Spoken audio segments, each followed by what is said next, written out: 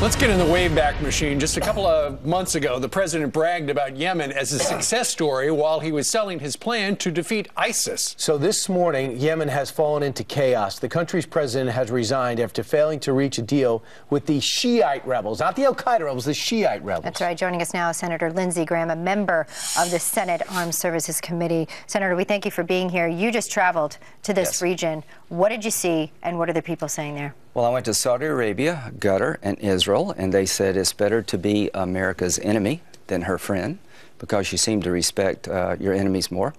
Iran is on the march. There are 4 Arab capitals under the influence of the Iranians at a time we're trying to negotiate with this new moderate regime.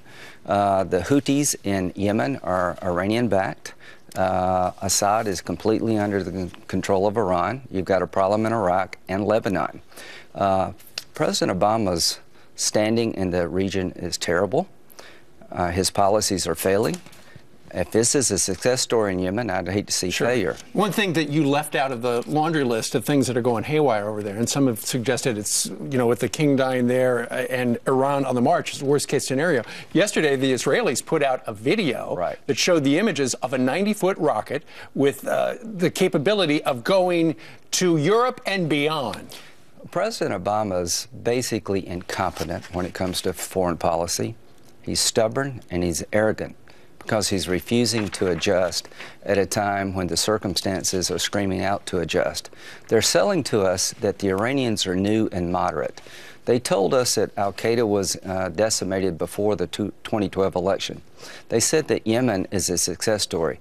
Now they're trying to sell to the Congress, butt out.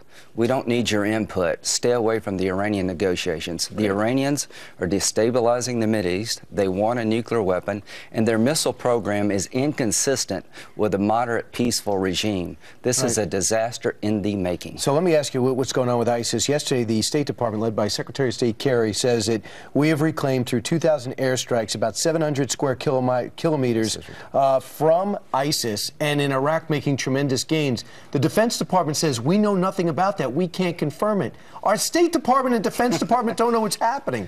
They don't agree. Senator Kerry is completely out of touch, like the president. I met with the Free Syrian Army commander. He says ISIL is stronger today than they've ever been. And here's what they're doing. They're selling oil to Assad and wheat. They control vast areas of Syria. They're economically stronger, and they have an unholy alliance with Assad. So this Free Syrian Army that we're trying to train, which is a good thing, we're about to send them into Syria without any protection from Assad. They will eventually represent a threat to Assad, so he's going to kill them just as soon as they go in. This makes picket charge look like a sound military strategy. What we're doing in training the Free Syrian Army without neutralizing Assad's air power is militarily unsound and immoral, and it will not work. And what we're doing in Iraq will not work. It will take years at this base to liberate Mosul. Oh, man.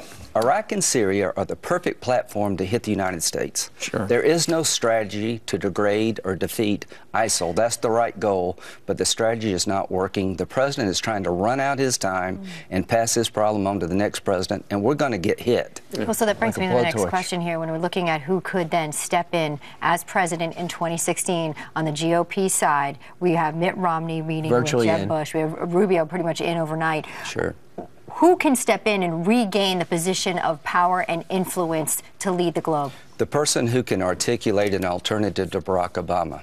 A person can articulate, here are the threats, here are our enemies, and here are our friends, and here's how we re-engage. Here's how you actually degrade and destroy ISIL. Here's how you reset the situation in the Mideast. Here's how you negotiate with Iran, who's been trying to cheat for the last 20 years. Senator, you're describing you.